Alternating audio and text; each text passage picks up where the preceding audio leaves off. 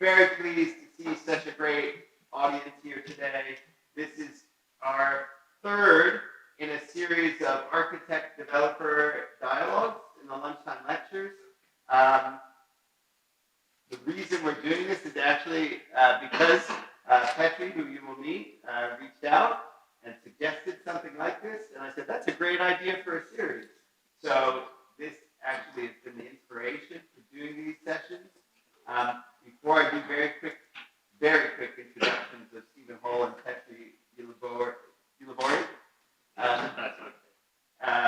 I want to get a sense of who here is part of the real estate program. If you could raise your hands, so you can get a sense of the mix. So these are all real estate students raising their hands now. Do we have architects? Great. People doing dual degrees, doing degrees in both. People who are in other programs. Yes, urban design, right? No. Historic preservation? Well, I'm running out. Curatorial program. Urban planning. Oh, for urban planning, okay. And then do we have some people who are not connected with Columbia at all here? There you got one. Okay, great. So it's amazing and fantastic to have such a mix of students here. And what you'll have is a real dialogue between STEVEN Hall, STEVEN Hall Architects. He will describe his background a little bit, but he's been teaching here for many, many years. He's obviously a fixture at Columbia and an incredibly important architect of the last however many years? 40 years. Same age as Petri. Yes. Believe it or not, that's a coincidence, right? And then we have Petri Ylivuori of Newell and Bow. They have collaborated on an amazing project in Helsinki, which you will see and hear them present, and then hear them in dialogue how they work together. So welcome everyone. Enjoy. Over to you, Stephen. Thank you. Is this working? This is working. Thank you. I just wanted to start with a little, sort of grounding about my relationship to Finland. And it actually started with Kenneth Frampton, because I was invited to come to the Aalto Symposium in 1991. And Kenneth said, Stephen, you must attend. It will change your life. And it was something I'll never forget, because it was, Mrs. Aalto was still alive, by the way. And the boat that was taking us up through the lakes stopped at the Aalto Experimental Vacation House.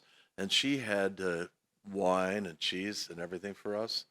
And I said to, and it was about, I don't know, must have been about 25, 30 people on this, many architects and historians. It was a symposium that lasted like four or 5 days. And I said to her, I said, I heard that Aalto painted, She says, you want to see the last painting?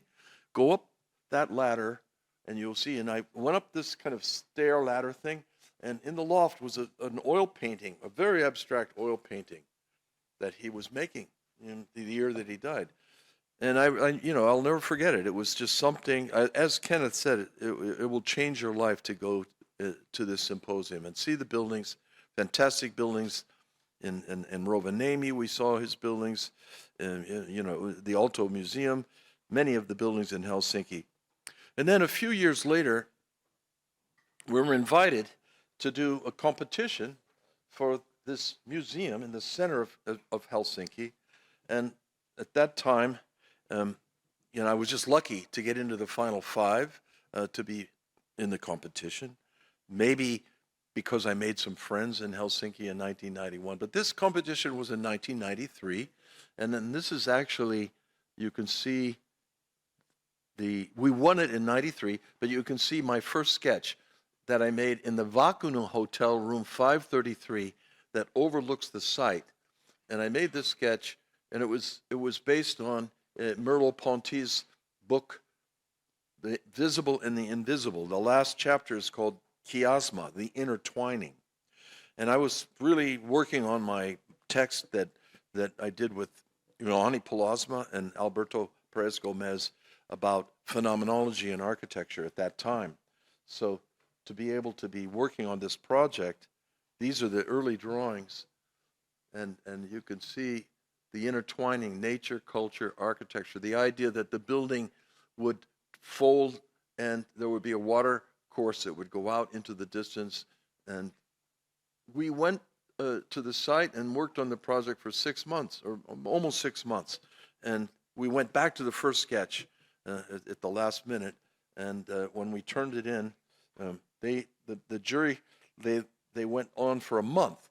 And I have to tell this story too, because anyone who's trying to start out as a young architect, I was teaching here at the time, and but I didn't have enough work to pay my rent, so I was in Amsterdam at the Berlage Institute, and I got the message from our office. There was only one person left in our office. I hadn't paid the rent in 4 months. I let everybody go, and I had one person in the office, and they said, I've got news from Helsinki, bad news and good news. So give me the bad news. The bad news is the 26,000 will only be 18 because of the devaluation of the Finmark. The good news is we won the competition. So that was like changed my life, because after that I had 5 or 6 people, different things happened. But there were 416 entries in that competition. So to have the unanimous vote and to be able to build in Helsinki was, and as I said, at that time we were working on questions of perception.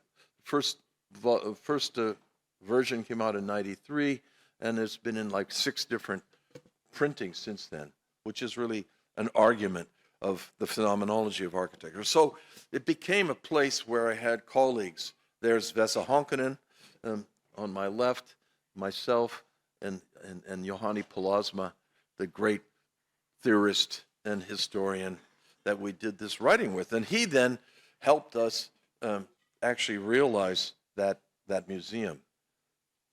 The museum, when I did the design, the model, I had proposed to move the statue of, what's his name? Petri, the Abraham Lincoln of Finland. So, no, the Mannerheim. So there's a big statue of Mannerheim on a horse that I proposed be moved, and I caused so much trouble that there were like protests. We're gonna, like thousands of people protesting. I said, whoa, you got to keep that place, keep that statue. Anyway, it was a long, and Ioannis Polasma helped me get through the political problems of building this building. So the Mannerheim statue was moved. The building went through some different versions. At a certain point, we're nervous it's going to be over budget, and also there was this thing about it. The budget was $40 million, and if it went over budget, the project would be canceled. So there were a lot of people against the building, and they wanted it to go over budget. But we were very careful, and we built a mock-up. We showed people how to make it economically, and there were like 3 bidders under budget. So we broke ground, and it opened in 1998, which is quite fast for a competition. And it was built by Ostrobothnians that worked right through the winter. It would be 0 degrees outside. They're out there working. It was an incredible process. So I had this wonderful experience and now this building is in perfect shape. It's all been restored, and we're actually just sending it in. Dimitra is sending it in for the 25-year award. That's when a building has been up and running for 25 years and people still love it, and it's in good shape. The AIE gives these 25-year awards. So that was beginning. And then this is the Ostrobothnians building my Pasta stair. That's a concrete stair, poured-in-place concrete stair. And it's all about natural light. There's 21 galleries, all of which have natural light. And so then, in 2006, we were invited to another competition. There were 4 architects, I think, and we were invited for a housing competition, not that far away from Kiasma. There's Finlandia Hall, Aalto's last building. There's the Kiasma, which opened in '98. And now in 2006, we're coming back to Helsinki to do another competition. I was very excited to be invited. It was an invitation. Chinozuki, my good friend from Milan, he was in there, and it was a blocked-in site. You can see the red. There's old military barracks on the right, housing on the left. You know, Helsinki has some of the greatest housing stock in European cities, but it's usually perimeter block. You can see the typology in black almost always is perimeter block. And now we're given this inner block, so we're not going to do a perimeter block. We're inside the space, the void space. So the first concept sketch was the idea to create 3 new voids, shared voids, A, B, and C, and to gradually rise up and be able to get the Baltic Sea, to get the sea horizon view in the largest part of the building. So there was a competition, by the way, at that time, I did with Vesa Honkanen. He did most of the work. I made some sketches, I had a concept, and Vesa did a lot of the work. So it was a collaboration, and it was submitted in, I think it was submitted in Finnish and English. So we won this competition, but it was 2006. And if you remember the collapse of 2008, I'm sure they teach that in the real estate program, right, where everything collapsed. I had more than one project collapse, and more than one has come back. So what happened is many years later, these are earlier drawings about how it rises up to see the sea view, and there's a green roof, and the notion of the gardens then being almost like a musical score, where there's a kind of garden walls that modulate the landscape. The apartments were very efficient. These are really old drawings. Boy, where did she find these? Kelly put this together. I haven't actually seen this slideshow. Yeah, these are early sketches. The view of the sea horizon, 2006. That's from the competition. You know, so what happened was it went into the drawers, and I forgot about it.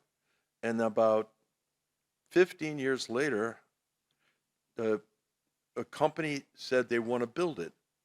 And, you know, the way the city structure works, there's permits and whatever. You have to build this competition-winning project as it won. And, yeah, I don't know what this is, testing different glass ideas. We came with a much better solution at the end. That's early studies. Wow. That's one of the models. Yeah, we always build models. We build models of all of our projects because we don't trust the computer drawings. And I think it's very important to build models. We still teach that way in the studio here. But as I said, it basically went into the drawer. And then the first developer, I don't know if you knew them, but they somehow couldn't make it work, and then another year passed, and I think maybe this model might be after you. We started with you. I think it is. This is the later models, and not much changed. The concept was all there. The notion of the musical score, the notion this thing kind of forms these 3 spaces, rises to the sea, and the gardens are very important, and the different layouts of the apartments, they are all different. You know, one of the things I believe in housing, what we had in the modern movement, late modernism, is a lot of repetition. And I believe that, everybody is an individual. So I try to have individuation in housing. And that's what happens when you make a kind of meander line. Every apartment is a little different. I don't think no 2 apartments are the same. And now they increased the number of apartments. So what happened when Petri's company bought the rights to do the building, they wanted to have 117 apartments, 115 apartments, and I think we originally had, I don't know, 95. So what happened is the tail of the building gets these tiny, tiny apartments, and so in a way it has a kind of social mix. You know, I always also feel that we should mix social housing, with medium housing, with luxury housing. That's what this building does. These are very affordable, the garden ones and the smaller ones, and then the larger ones, they have the sea view, they're very expensive. So you have this kind of balance in a housing project, which I really like. And then the structure, the concrete structure that holds the building up, is the dividing walls between the apartments. So, you know, you get this rhythm, but those dark lines, that's concrete, and therefore you get acoustic isolation of each apartment. And these are earlier drawings that were superseded. It's a long process. The building is super green, geothermally heated and cooled, rainwater harvested, irrigated landscape, every single aspect that we could do for the greenness of the housing, which we do with all of our projects. I think I've done over 15 geothermally heated and cooled projects and over the years. And this was the idea, it's coming back alive. And that was the developer that failed. So in 2016, 9 years ago, we made a big celebration. I think we sent this out on our Christmas card. Meander revives. You know, it was so exciting, but it didn't survive. Whatever scrutiny, I don't know what their plan was, and I'm sure Petri is going to say how he succeeded. And I was thinking of Sibelius, the great composer, polychromy, balcony colors, and counterpoint. Many of those things, you know, there's some ideas here from 2016. The notion that when you enter the parking garage, the concrete forms a kind of parabolic cut, a kind of arch. So it has, you know, there's parking underneath, but everybody comes and goes, and there's a kind of graciousness of entry there.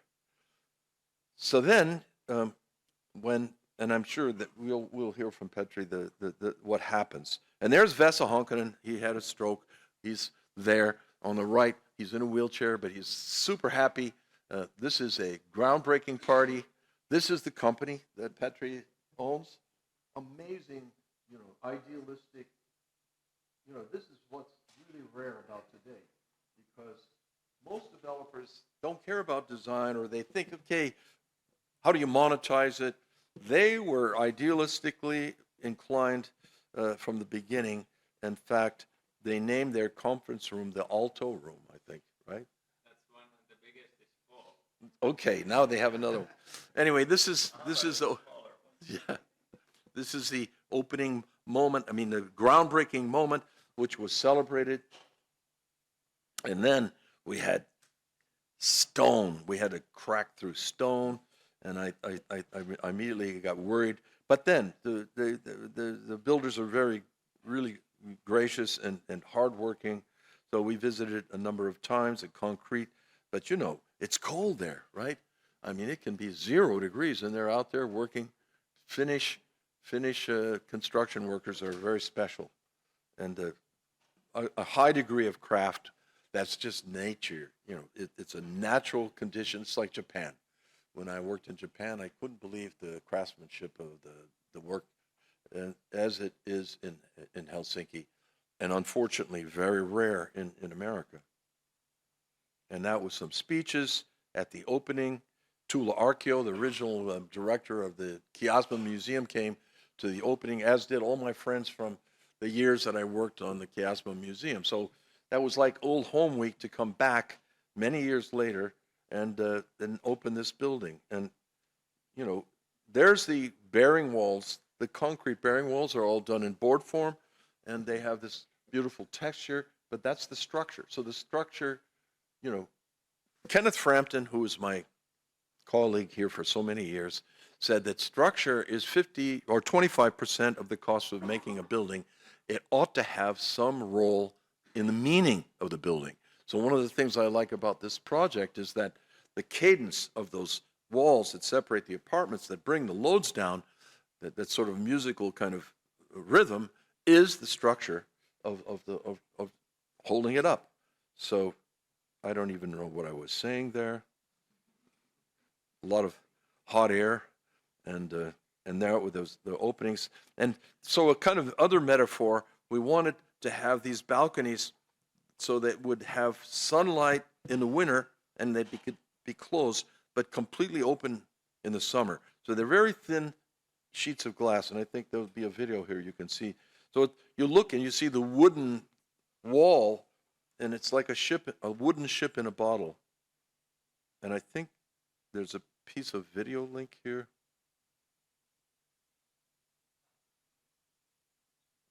And they were, we had some arguments, but I got the curved glass, I got the wood, it was a process. Yeah.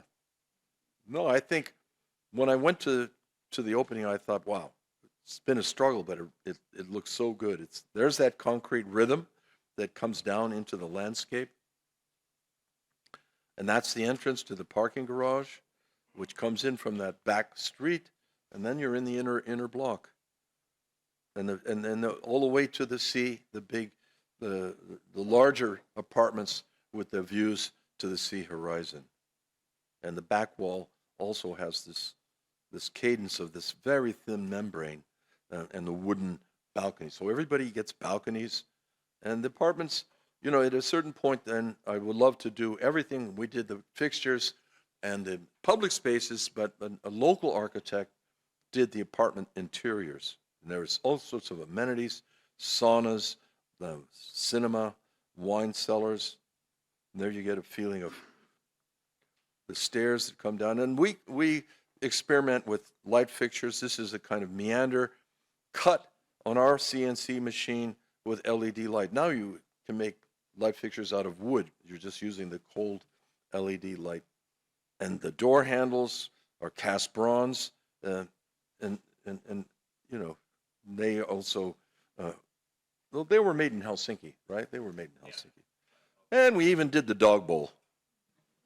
There's a company that produced this dog bowl as a product. Anyway, this is my last piece of video. Here we are in Helsinki at the opening of the Meander housing, a competition we won 17 years ago with the idea of the meandering form that shapes space, because the site is inside of a block. There's a rectangular building boxing this site in. So by this simple shape of a meandering line, all the apartments are different, and they gradually rise to face the sea. There's some really economical apartments in this building, so it's a bit of a social project as well. The original project in the competition 17 years ago had 74 units.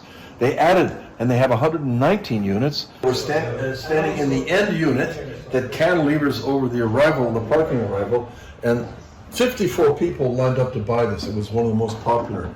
And out of the 117 apartments here, 100 are already sold. The other thing that we developed since the competition win was a membrane, the idea of a ship in a bottle. So there's a single thin glass that can be moved, and you can have a kind of solarium in the wintertime. You see how or open it completely in the summer. That would never work. And the building is divided by its structure. All the structure is concrete, and it divides the different apartments. And when we get down to the base, it elevates the building, and you can see these concrete walls. That's the structure expressed. And there's a kind of musical score-like aspect to that, and you can see that in the gardens with these little concrete walls that articulate the organization of this larger void space that's the consequence of the original concept. So that's my part, and now Petri will do his, and then we'll sit down and take questions afterwards.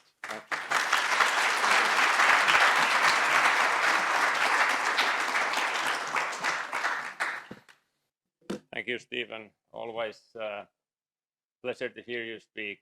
It's always inspirational. And thank you, Adam, for the honor of setting up this series. However, the truth is that it was Stephen's idea. we were having this we were having this crayfish dinner after the completion of Meander, and then Stephen had the idea that we need to set something nice up, and here we are. So great to be here, guys. My name is Petri Ylivuori, or however you spell it here. I'm the founder and CEO of Nylämbau. And my 20 minutes would be about 3 topics. So to give you a bit of a context, I thought I'll say some background of words about Nylämbau, and then jump into the sort of developer approach in general, or specifically to Meander. And before Q&A and discussion, maybe I'll share some of my thoughts on the future of living, and I think that would be a very interesting topic to discuss with you guys as well, and hear your thoughts and comments on that. But I'll give a bit of a preface on that to end with. But let's try to spend most of the time on Meander, because it's such an interesting project. So Nylämbau is a people-first residential developer with a mission to make the world a more beautiful and sustainable place to live, one building at a time.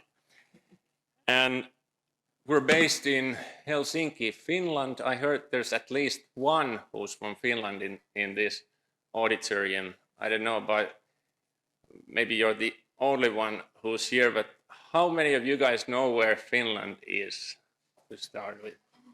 Oh, great, most of you guys, great. So we're a small country of some 6 million people in the Nordics, but we have a very deep history in urban culture and architecture. Also, some of them are recognized also here in the US, as Stephen mentioned, Alvar Aalto, but then some other, let's say, Eero Saarinen, Eliel Saarinen, his father, and so forth. And our our headquarters is in the attic of this beautiful Jugend building, which was designed by these young men back at the time, Geselius, Linkveld, Saarinen, and at the time the reception was very controversial on there. But we have a lot of those beautiful buildings from the 19th century in Helsinki. And by the way, every time we speak outside Finland, we need to tell that we are the happiest country in the world. So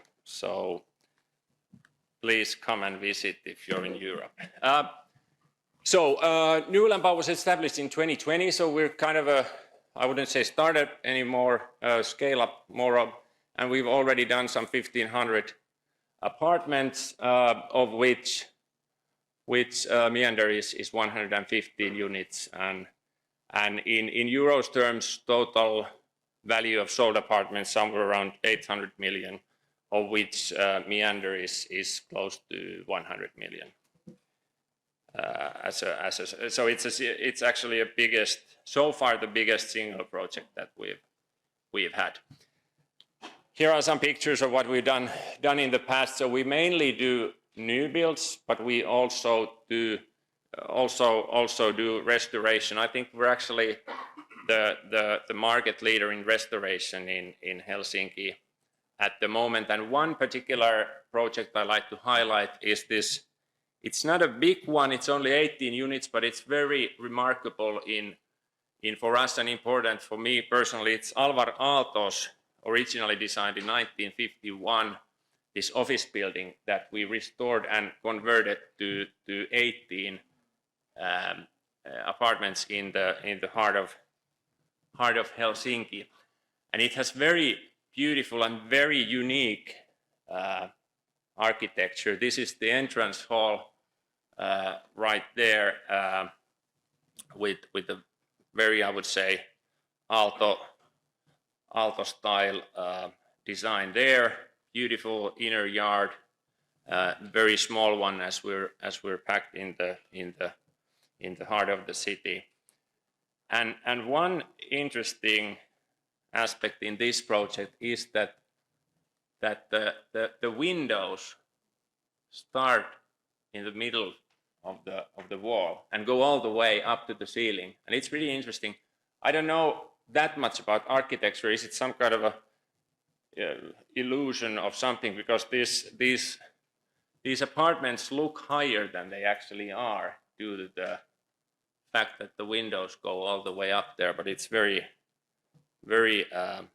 nice detail of this building, and very happy. It was completed on 2020, 2020. So a bit before Meander. So that's about Newlanbau, and then to our approach to development and specifically to Meander.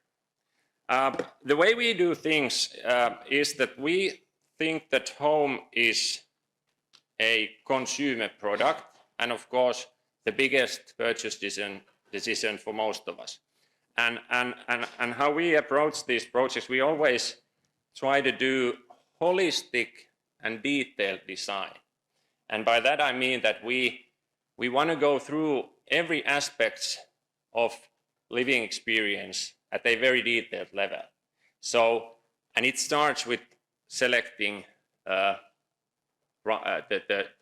best architect to each project, such as STEVEN Hall or other leadings. And based on that architectural idea that the architecture creates, we extend that design to yards, to common spaces, to apartments and its interiors, and finally sustainability, as Stephen mentioned about Meander it itself. So our slogan is "Neville is in the details," as we speak. And with regards to Meander, as Stephen said, it's 18 years of Meander, but from us as a developer, it was actually only 3 years. And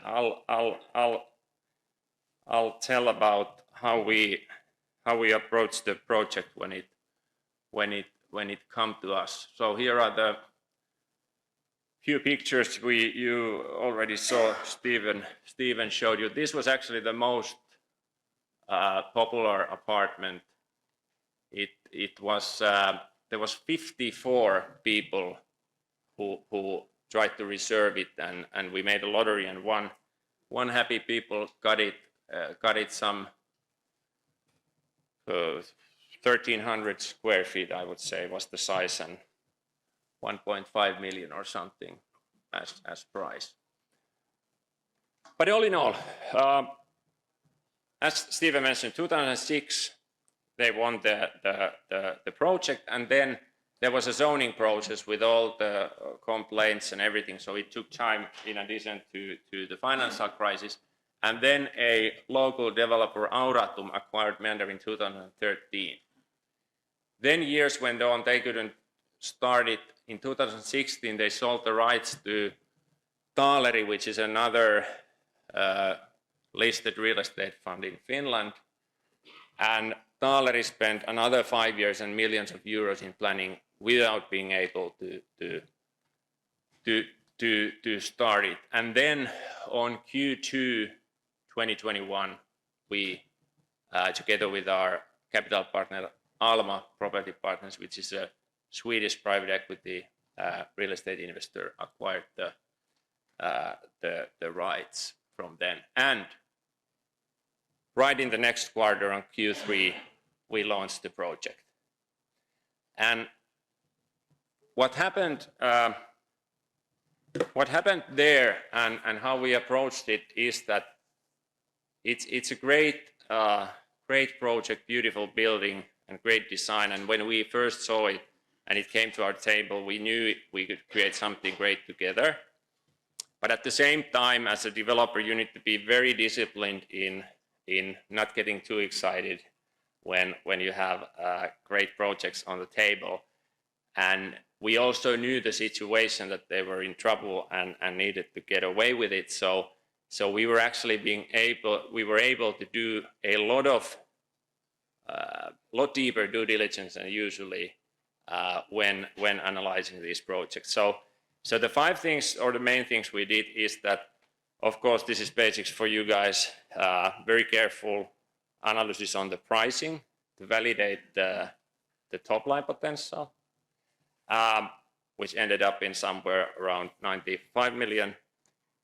But then, which was a bit more complex thing to do, it was to evaluate the sort of the liquidity or the demand market, and especially the unit mix of the demand. And as Steven raised, we ended up with 4 types of units. These affordable studios or compact studios with a sea view in the sea staircase. Then the whole first floor was these loft, 5-meter high loft buildings, loft apartments, and then the sort of luxury apartments with a huge balconies and more than 2,000 square feet size with sea view and everything. And then finally family apartments. And I think we got the mix pretty well to begin with, and finalized with 115 units. And after that, we updated and redefined the concept together with Steven. And yeah, we had a few of these arguments down the line and everything, because it's very important here, try to at the same time try to analyze and understand the needs and preferences of clients and all the great ideas of an architect, but at the same time you need to be very careful on what actually creates value for clients and what just brings costs. And the sort of hardest trade-offs you need to make is on those things that actually create value, but also cost a lot to do. That's the place where to make trade-offs. It's easy to select things that don't cost much and create value, or that doesn't create value. But those are the things. But we had a very good concept and holistic product to begin with, and finally we pre-tendered contractors to secure and lock in building costs, and we didn't get to 100% because this was a pretty complex building and design, but we get sufficient level of security there. And once the top line was secured, the product was there, and the costs were secured, we were able to sign and create this value-based marketing campaign. So instead of just bringing in a campaign where we have this great location, beautiful design, come and buy this apartment, what we did is that and what we always do, we create a value-based marketing in a way that, for instance, in Meander, we started a discussion about what is a good city living, how to make urban living better, and how Meander reflects that target and that vision. And it was a big part of the momentum building. And of course, I couldn't highlight more Steven's role, because he had and still has a great reputation also in Finland due to the Kiasma project and his career. So that was, of course, the important part there. So after signing on Q3, we launched it, and it was a very great success. So 3,700 reservations in total, followed by pre-marketing, where we got a very good conversion from, let's say, 1 to 7 out of 3,700, more than 500 reservations. And each of them reserved 3 apartments. So we have a total of 1,500 reservations for 115 units. And then on Q1 2022, 3 weeks after Russia attacked Ukraine, we started the sales, and inflation went up. Everyone was panicked. We have 1,000 miles of common border with Russia, so So people were pretty scared at the time, and we lost 90% of the clients. But luckily, 10% out of 500 is 50. So we get to sell half of the apartments and get the construction started. But those weeks were pretty exciting, if we put it that way. And finally, after 26 months of construction, the project was completed in September last year with a sales rate of 96%. So we have only few studios left, but 96% of euros was sold. And after all these 18 years and 3 years with us and these exciting times, very commercially successful project. And most importantly, I would say, we really made a building that we can be proud of, and it's won several nominations already globally in different medias and so forth. And I think we were very nicely able to display our Neville is in the details approach that was designed by Steven. As mentioned, the wooden lamp, Meander lamp, this great piece of glass art, also designed by Steven. This handmade bronze door handle was very beautiful. And maybe my personal favorite is this duck ball, and those are concrete. There are a few of them, maybe 3 on the yard. But then we made also a consumer product out of it. So there is this web shop Made by Choice. I think they had some studio or some store in New York at the time, or pop-up or something. They still sell these. So you get this steel cup on top on there, so you can get to wash it, and your dog doesn't get too sick drinking whatever dogs drink, and so forth. So that's very nice. And also the services, sauna, spa, yoga room, movie theater. This is actually the only movie theater in Finland, to my knowledge, and still is. There's one in Stockholm, Sweden, but anyway, wine cellar, shared Tesla, lounge, and everything. So the details and services to create this holistic living experience was very well displayed in Meander. And of course, this is always about the current market. What are the details you wanna bring in there? So that's about Meander, and now to wrap up before Q&A and discussion, few thoughts about future of living.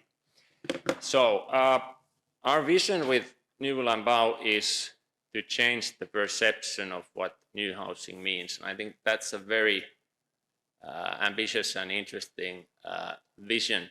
And our current view on it is the following. So next year we will be launching a next generation Gen 2 home concept that will modestly be the greatest update in living since ancient Rome. And this has not been published yet, so don't tell anyone. It's Q1 next year when we will come out of this, but I thought I'll tell you about it. And the elements in this revolution are the following. So we will continue, and we remain the sort of beautiful design as a foundation of what we're going to do in the future, and the partnership with leading architects. We believe that people they still value beautiful design, and that's sort of the core of success. But on top of that, people want to live their unique life and lifestyle, and therefore we've curated 24 options to create your own or turn your home into your own piece of art and live your life, live your unique life. Thirdly, we will elevate the services to a totally next level. And this is something, of course, you guys know in New York very well because you have a long history here in services and amenities in buildings. But what we do here is that we use technology to bring these services to also a lower priced developments and elevate the experience. And finally, we believe in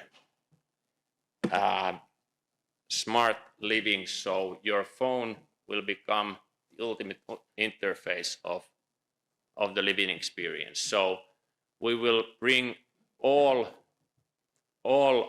features in one application.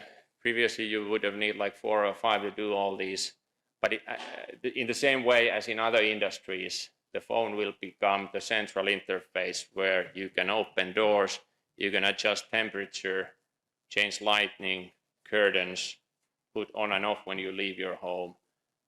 You can book and pay all the services and amenities in your building, contact maintenance, communicate with the housing manager and neighbors, and finally monitor energy consumption and to support your sustainable lifestyle. So this is something we've spent a lot of time and effort and problem solving in the past 2 years, and this is almost already done and will be also published next year.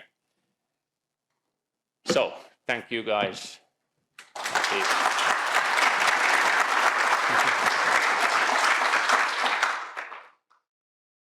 Yeah, thank you so much for the presentation and for sharing a little bit about Meander. 2 questions for you, Petri. So the first one was, you mentioned that 2 other developers had the Meander site and they failed to develop the site. What did you guys do differently, or where did they get stuck that you were able to actually pursue and actually finish the development of the site? And the second part of the question is, thanks for sharing the 96% sales rate statistic. How does that relate to the developer's returns on your side for the project? Thank you. Very good questions. I would say on the first 2 developers, why they didn't succeed, obviously I don't know what they were thinking and doing, but my assumption is that they were they tried to do a very traditional way of doing things. I think they didn't do the product development to a right level. They did it to a very traditional level, and then they brought it to market in a very traditional way. I talked about the way we built the sort of value-based, and also I believe they didn't spend as much time on solving the critical issues with the construction cost. So in the due diligence phase, we did a lot of time to sort of be able to include all those relevant things that made the product as good as it is, but with a reasonable cost level. I think that was the first part. And can you repeat the second question, please?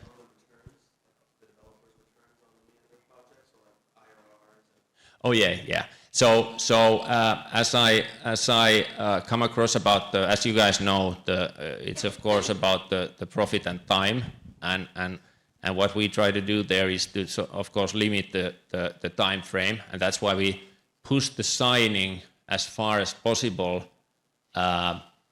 in order to get the project started immediately, as we did already in the next quarter. So after the construction starts, it's whatever the construction time is, 24, 26 months.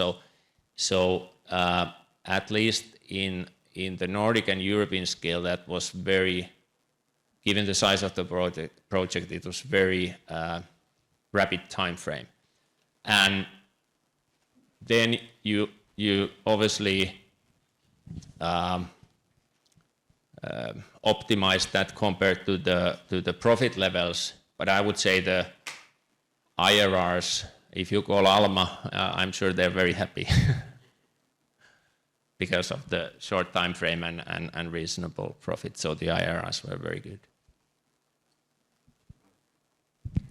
Hi, thank you both very much for sharing. And I'm a dual degree in the MArch and the MSRED program, and I feel like projects like Meander embody the approach that we aim for in a lot of the schoolwork that we do on both sides. But as you mentioned, when we graduate, most architects and developers are not doing this type of work. And I'm curious, what do you recommend in the period of our lives after we graduate, before we, as we're gaining the experience and gaining the agency to do work like this ourselves, what do you recommend to become involved in or to learn or to study, or how do you recommend to make the most of that gap in our lives to keep this spirit and this energy as we move forward? To work for someone who really believes in design and architecture, which is not every firm, you know, so you have to be smaller offices that are focused on, you know, these things. And, you know, what I love about Petri is that, as you can see in the presentation, there's a real appreciation for design. You know, I mean, it's not every project that there allows you to do the light fixtures, the door handles, you know, but not only allow, but encourage, and then use that to market and help, you know, the whole project. So you have to, you know, do some research. Maybe you won't find them in New York. Maybe you have to go to Europe. They're definitely, I really believe in working somewhere where you get good habits. If you go to work in one of those offices, it's like a machine. You get the same, that's the value system, you know, it's not very fulfilling, you know, and this kind of work is so fulfilling. I mean, that, you know, I mean, I really loved when he said, one building at a time. Fantastic, right? Some developers are just trying to do too much, and they're sloppy about it, and, you know, it's architecture, fine architecture takes time, and it takes the attention, but in the end, everybody's happy about it, you know? I mean, it's there's a real pleasure that after many years that it still holds, you know? And we have a house that we did up in Middlesbrough. It's called the Y House. Very well made. The person who built it wanted to sell it, so it was on the market for, I don't know, 2 years, 2.2 million, 2.6 million. It's a Y House. You can see it online. And someone, this wonderful man living in Dubai, Italian family, saw it online. He was looking for something else, and he said, I can buy that house for just, and he really liked the design. So he sent his brother up from Florida to look and check out the details and see what the space, and his brother said, it's really beautiful. And so he bought it online without ever seeing it. And now they come from Dubai 3 times a year to visit the house just because of the architecture. They come because they love the architecture. I mean, that's, actually it's more prevalent in Finland than any other culture, you know? Architecture there is a cultural respect. They have articles in the Sunday paper almost every week. And we lost our critic. In the New York Times, it's all about money, you know, or food. You get like 10 pages with pictures of spaghetti. Where's the architecture, you know? And you go to a country like Finland and you see architecture in the newspaper all the time. You know, it's a cultural thing. So yeah, when you graduate, maybe you should go somewhere in Europe where it's a different attitude. Yes.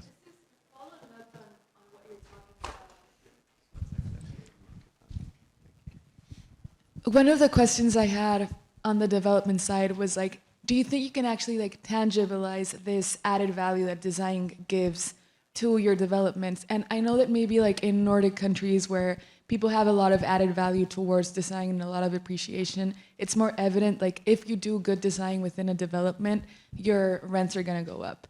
but maybe here in America or in other countries it's not as obvious. And this would be a question to Mr. Hole, like how can we like make us as a society like recognize this added value in design within real estate development? That's a very interesting question, and it's nice to hear you put it that way, because my assumption has been that it would be easier in the US because the purchase power here is much higher than in the Nordics and Finland. But it's funny to hear that you think it's vice versa. Of course, we don't serve the whole market, so the lower end of the market is not our clients. We serve and our target group is people who value beauty, sustainability, and ease of living, and those people you can find in every sort of purchase power brackets or demographics or whatever.